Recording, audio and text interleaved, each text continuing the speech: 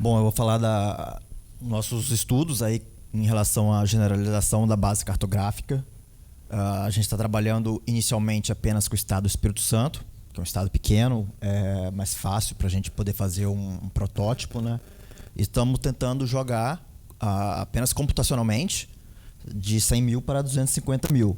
A gente já tem os estudos um pouco mais antigos também, mas esse está mais completo, está mais evoluído.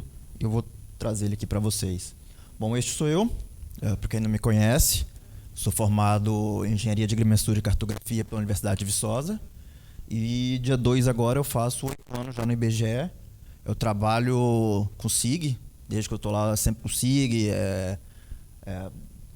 tratamento de dados, topologia, bastante nessa área. E eu estou com a FME praticamente desde que eu entrei lá. Eu entrei em 2014, poucos meses depois já me passaram uma apostila e falaram, aprende. E estou desde então, hoje praticamente 100% do meu tempo é a solução no FME. Bom, aqui são os tópicos que eu vou falar. Bom, o problema da base cartográfica contínua, como a gente produz, é que se leva muitos anos para produzir e muita HH. É caro, é custoso deixar um operador trabalhando, às vezes um engenheiro que poderia estar fazendo outras coisas, ter que ir lá trabalhando na produção. E a gente tem pelo menos 3 escalas diferentes que a gente trabalha no momento, que é a 250 mil, que tem o país inteiro, a 100 mil, que tem o país inteiro, e a 25 mil, que não tem o país inteiro. Mas essas são 3 bases contínuas em trabalho. Temos a 1 milhão, que também é o país inteiro, mas ela está paralisada, então não está em trabalho. Só que, sim, você está produzindo uma base numa escala e outra pessoa produzindo outra base em outra escala, vai haver divergências, vai haver erros, vai haver retrabalho conferindo essa mesma região de outra escala, ver o que foi feito, o que não foi feito. Então, a gente tem essa ideia de produzir uma base numa escala menor ali e aumentando ali em relação para sempre nunca perder essa lógica aí entre as bases. Bom, a generalização é uma solução que o IBGE já almeja faz muito tempo. Desde que eu entrei lá já se falava sobre isso. Computacionalmente nunca avançou muito, porque não há solução no mercado, não há algo muito bem definido e quase não há trabalhos computacionais muito complexos na área. Normalmente são generalizações geométricas, pega uma linha, generaliza, testa algum algoritmo, mas nunca algo que pega uma base inteira e joga para outra escala. Bom, para quem não sabe aí o que é generalização cartográfica, acho que aqui deve ter muitos cartógrafos, mas alguns não são. É um processo que seleciona os objetos e faz aí todo um processo de seleção. Algumas coisas são deletadas, outras são movidas, algumas até exageradas no tamanho, para representar aquele mesmo desenho de um tamanho menor. Como a gente trabalha computacionalmente, a gente tem que também manter as regras topológicas que uma feição possui com a outra. Tipo, uma ponte só pode existir em cima corretamente de uma massa d'água. Tem que haver as quebras corretas, tem várias regras topológicas que eu não vou entrar nessa chatice, né, mas é parte da estrutura do dado. Bom, com essa ideia de mitigar esses esforços na geração das bases, a gente começou aí a produzir. E o primeiro problema é que a generalização ela é muita interpretação subjetiva. Ela sempre foi feita por um operador que estava ali no analógico, com carta, com imagem, jogando de uma escala para outra. E no ambiente digital, a gente tem que manter, como eu falei, essas regras topológicas e ter um ganho significativo na produção. Eu não posso simplesmente pegar uma para outra, mas ter tanto trabalho para fazer isso que não vale a pena o cara tá fazendo isso na mão, jogando ele mesmo interpretando.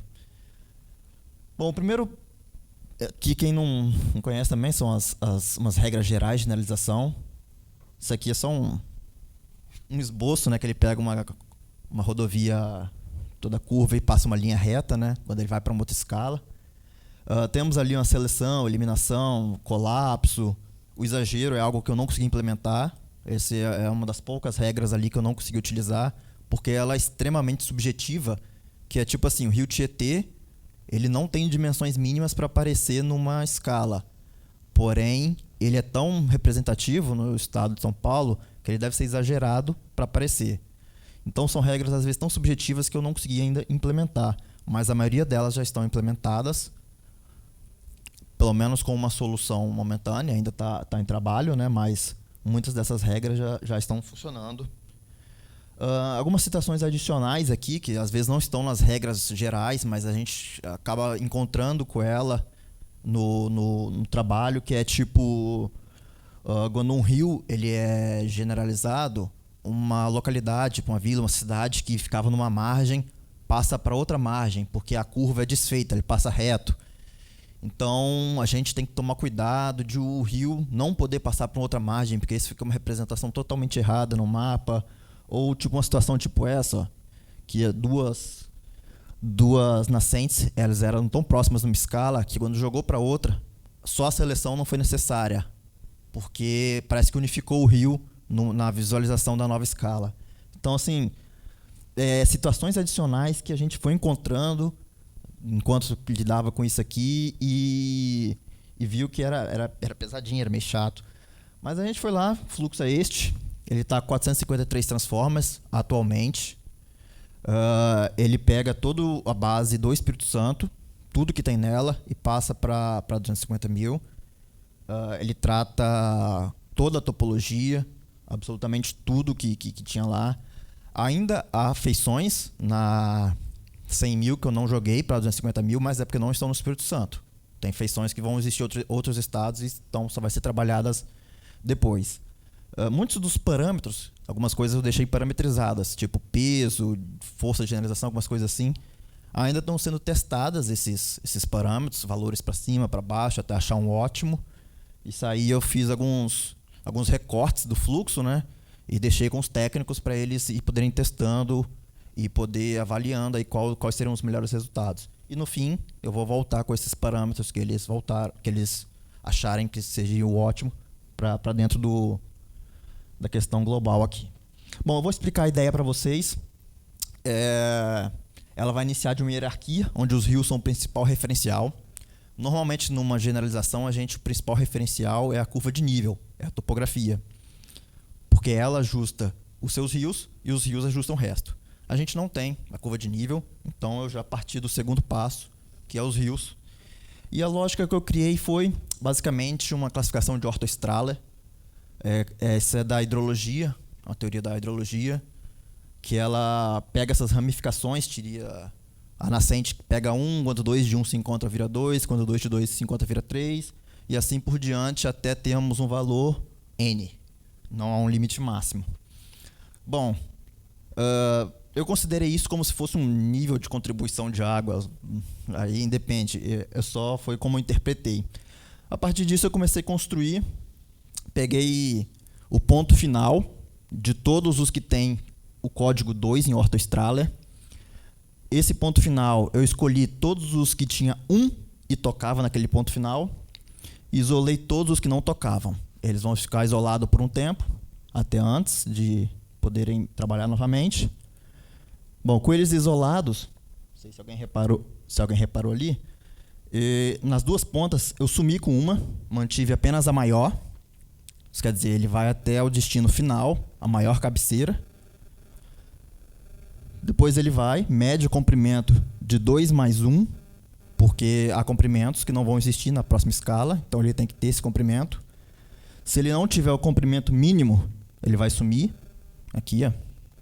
Somente se 2 mais 1 tiver o comprimento mínimo de existência e também tiver mais de um braço em 3. Por quê? Porque se for 3 mais 2 mais 1, ele ainda pode existir.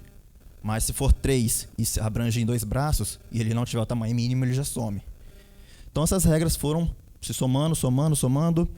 Aquele ali eu voltei. Aqui embaixo, não sei se alguém reparou. Por quê? Porque é uma regra que faz voltar, mesmo se ele for o menor, mas tiver dimensão mínima de existência ou tiver nome representativo, esse rio volta para a existência. Bom, depois disso, eu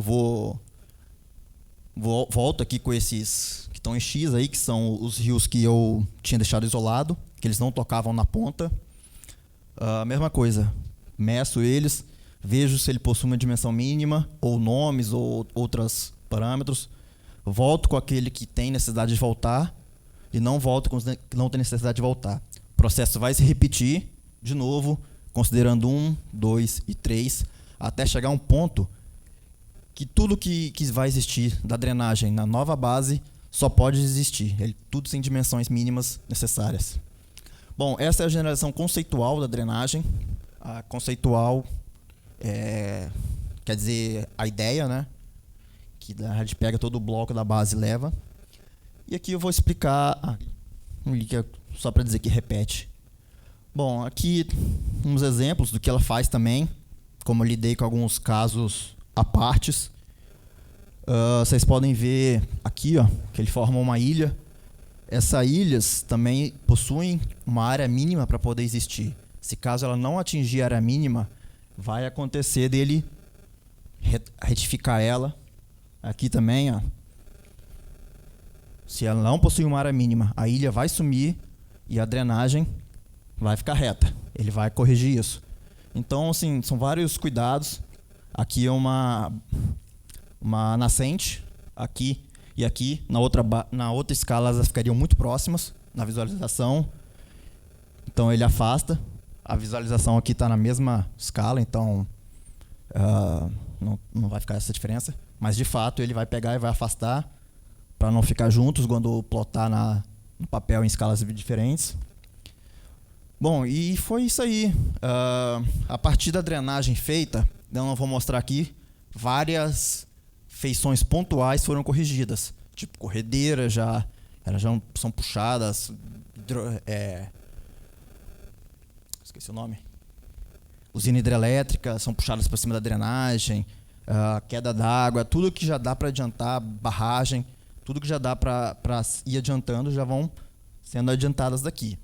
A partir disso, eu comecei a trabalhar na massa d'água, que acima da drenagem seria o próximo ponto de hierarquia para ser utilizado. A massa d'água eu fui construindo uma ideia também bem diferenciada. Inicialmente eu fiz várias quebras nela.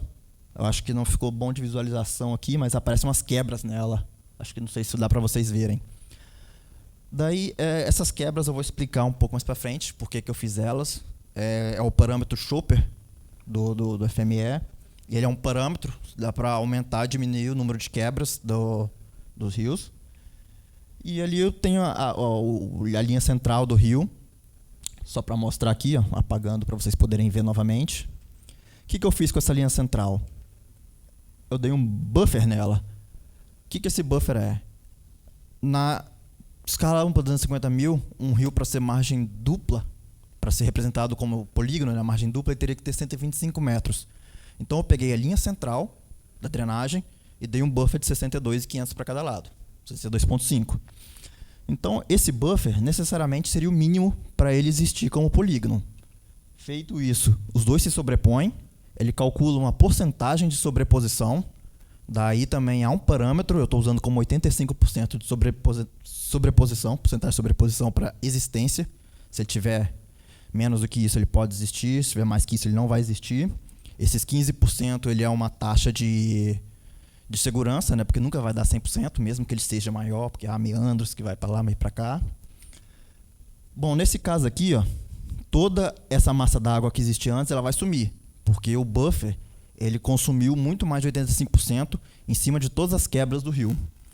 Tirando um pouco o zoom, é a mesma situação. A partir daqui, ó, ele vai começar a existir. É para isso que há as quebras. Isso é uma única massa d'água, mas ela aumenta de tamanho. Então, a matemática não poderia ser isolada para ela toda. Ela tinha que ser quebrada em várias situações para poder começar a fazer essa consideração. Dando um zoom aqui. Aí. Bom, aqui no zoom é uma região mais próxima, aquele mesmo local. Aquele é o buffer passando por dentro. E aqui é o resultado final. Ele já até sumiu com as ilhas. Esse é um ponto que ficou. Aquela parte de trás que eu mostrei antes não ficou, porque faz parte do negócio. Aqui é uma barragem. Vocês podem ver que esse braço aqui, ó, todo desapareceu, mesmo sendo uma única massa d'água. Isso aqui, ela não está quebrada, mas o fluxo faz as quebras e some com as partes que não não vão ser representadas na autoescala, por não possuírem dimensões mínimas. E aqui as ilhas, né? O que ele faz? Ele faz uma amalgamação, ele junta as ilhas que possuem um espaçamento x mínimo aí entre uma e as outras, e também some com as que, mesmo depois da junção, não possuírem uma área mínima de existência, de acordo com a documentação. Tá aí. E ele vai criando isso aí. Esse é o eixo rodoviário. É a ideia que eu construí em cima aqui. Essas são as localidades que há no Espírito Santo. Deixa eu desligar aqui para vocês verem.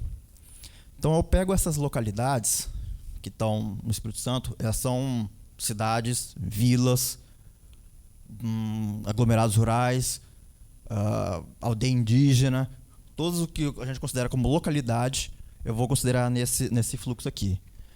E a partir dele eu faço uma triangulação entre todas as localidades que estejam dentro de um raio de 25 km. Esse é o meu valor, mas ele também é um parâmetro, ele pode ser ajustado para cima e para baixo. Isso é por quê que eu coloquei com um raio de 25 km? Porque ele começaria a ficar muito cheio se caso tivesse muitos outros valores e não tinha necessidade. Deixa eu dar um zoom ali para vocês verem. Essa é a minha triangulação. Tá vendo? Aqui e aqui não há um valor de triangulação, porque está mais que 25 km. A partir disso, eu mando ele encontrar, entre todos esses pontos, o melhor caminho que existe sobre o eixo rodoviário. Bom, mas ele vai aparecer um negocinho aqui antes.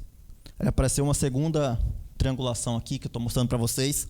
Essa triangulação é o seguinte: ela é uma triangulação de uma localidade especial com uma localidade, que é o seguinte: a localidade especial eu considero aqui termoelétrica, hidrelétrica, a mina para mineração, e elas triangulam com a cidade mais próxima.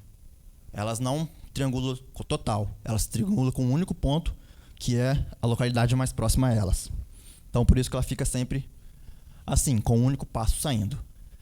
Feito todas essas triangulações, a anterior com essa nova, o resultado ele vai diminuir.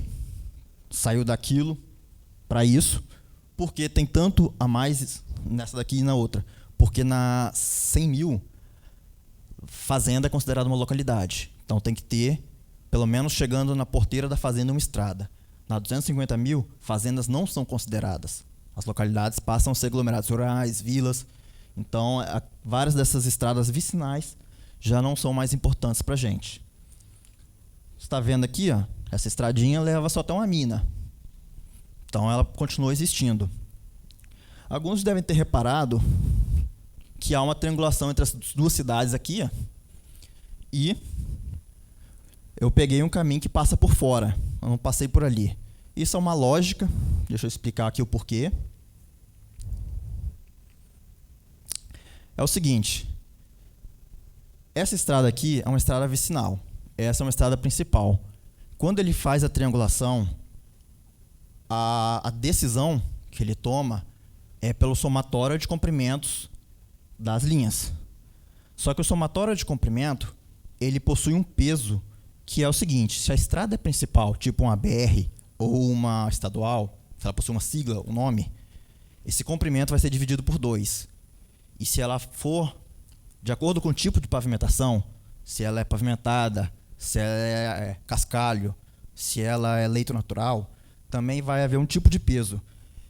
Esses pesos vão ser uma multiplicação, no caso uma divisão, que vai influenciar no comprimento. Tipo, comprimento vezes 2, o comprimento dividido por 2, dividido por 1,5. E essa questão final, esse peso, faz ele optar por passar por uma principal ao invés de uma vicinal. Isso é para a base não ficar muito pesada. Às vezes não tem necessidade da gente passar na vicinal só porque ela é mais próxima. Ela não é representativa para aquela escala. Então ele toma essas decisões. Os pesos também são parâmetros, podem ser ajustados tanto para cima quanto para baixo. E é isso aí, mas aqui também há estradas não principais, passando nesse exemplo aqui, eu não acabei não simbolizando elas, mas há principais e não principais. Se caso acontecer de uma estrada principal, uma rodovia, uma BR, que não foi escolhida por nenhuma rota ótima, não tem problema, ele vai puxar. Todas as rodovias que não foram escolhidas em nenhum momento vai ser puxada ainda assim. Isso aqui é só para poder adicionar as vicinais, né? Que poderiam entrar para uma melhor rota. E bem, aqui são as pontes.